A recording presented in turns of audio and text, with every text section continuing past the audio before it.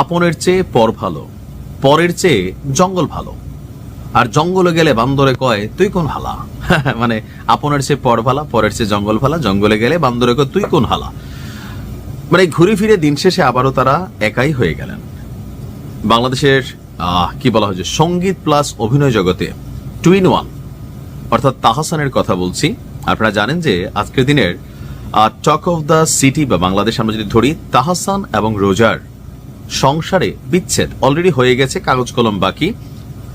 গত জুলাই মাস থেকেই এই দুইজন আলাদা থাকছেন, বিয়ের মাত্র অল্প কয়েকদিনের মধ্যেই দুইজনের মধ্যে এই দূরত্ব। গেল কয়েক বছর আগে তাহসানের সাবেক স্ত্রী মিথিলা তাহসানকে ডিভোর্স দিয়ে কলকাতার বিখ্যাত পরিচালক সৃজিত মুখার্জিকে বিয়ে করেছিলেন। হিন্দু মুসলিমের এই বিয়ে নিয়ে বাংলাদেশে ঝড় উঠেছিল।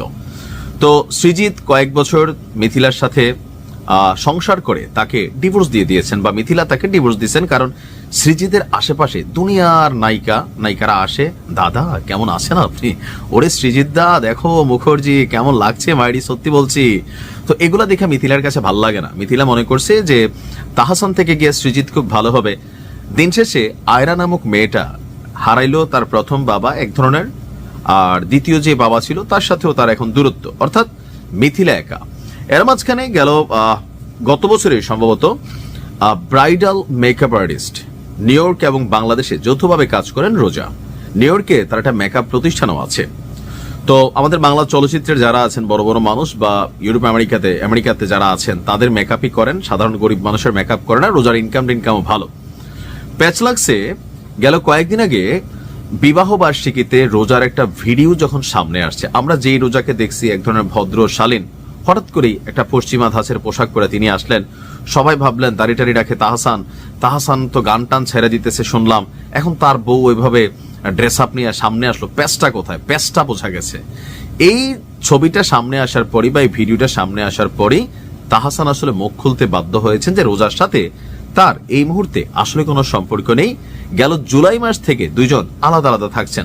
তবে কি নিয়ে ঝামেলা, সোজা কথা মনের অমিল, অথবা বেশিরভাগ ক্ষেত্রে নারী এবং পুরুষ দুইজন যখন অর্থনৈতিকভাবে স্বনির্ভর হয়, বাংলাদেশের সামাজিক প্রেক্ষাপটে, বিদেশে না, বিদেশেও এক ধরনের, বিদেশে তো মানুষ বিয়ে করতে চায় না। ধরেন আমি যে দেশে থাকি এখানে 22 বছর 24 বছর একটা মেয়েরা তারা বাচ্চা মনে করে, তারা বিয়ে করে 32, 35, 40-এ, বিয়ের আগে দুই একটা বাচ্চা কাচ্চা হয়, লিভ টুগেদার চলে। এটা এদের সমাজ সংস্কৃতি কালচার, এটা একরকম যুগের পর যুগ ধরে চলে আসছে। বাট বাংলাদেশের প্রেক্ষাপটে স্বামী এবং স্ত্রী যখন দুইজনই অর্থনৈতিকভাবে স্বনির্ভর হয়, তখন পরিবারে যে জিনিসটা থাকে না সেটা হচ্ছে সম্মান। স্ত্রী স্বামীর কথা শোনে না, স্বামী স্ত্রীর কথা শোনে না। 19 থেকে 20 হলে হ্যাঁ আমার কি ভাতের অভাব, এটা বলেই কিন্তু একটা ডিভোর্সের ইস্যু, অথবা প্রথমে আলাদা হয় তারপরে দেখা গেছে যে দুই পরিবারের মধ্যে ইগো প্রবলেম দেখা দেয়, সেখান থেকে ডিভোর্স। তো আমারও ধারণা তাহসান এবং রোজার সংসারে এই ইগোগত অথবা ব্যক্তি স্বাধীনতা এই বিষয়গুলো নিয়েই ঝামেলা পাকাইছে। তবে তাহসান এখনো মুখ খুলে বলেন নাই। তিনি বলছিলেন যে গত কয়েক মাস ধরে আমরা আলাদা আছি, খবরটা সত্য, ব্যক্তিগত জীবন নিয়ে প্রকাশ্যে কিছু বলতে চাইনি। তবে বিবাহ বার্ষিকী নিয়ে কিছু ভুয়া খবর দেখলাম, সে কারণে বলতে হচ্ছে যে আমরা এখন আর একসঙ্গে থাকছি না। রোজা ইসলামের সাথে তার বিয়ে হয়েছিল 2025 সালের 4 জানুয়ারি। মাত্র 4 মাসের পরিচয়ে বিয়ে করছেন। বিয়ের জন্য 4 মাস এনাফ টাইম, কিন্তু প্যাচটা হয়তো অন্য কোথাও। প্রায় 1 দশক ধরে রোজা আপনার এই ব্রাইডাল মেকআপ আর্টিস্ট হিসাবে তিনি কাজ করে যাচ্ছেন। তবে এ নিয়ে এখনো রোজা আপনার কোন রকম মন্তব্য করেননি। তাহসানও কি নিয়ে সমস্যা সেটা মন্তব্য করেননি। তবে যেহেতু তারা মিডিয়া ক্যারেক্টার, তাদেরকে নিয়ে মানুষ কথা বলে, সো তাহসানও দিন শেষে রোজা টোজারে ছেড়ে আবার একা হয়ে গেল, হয়তো আরেকটা বিয়ে করবে। আর মিথিলাও সৃজিতকে ছেড়ে একা হইলো। কিন্তু প্রথম দিক থেকে হিসাব করলে এই দুজনের সংসারটা খুবই সুন্দর ছিল।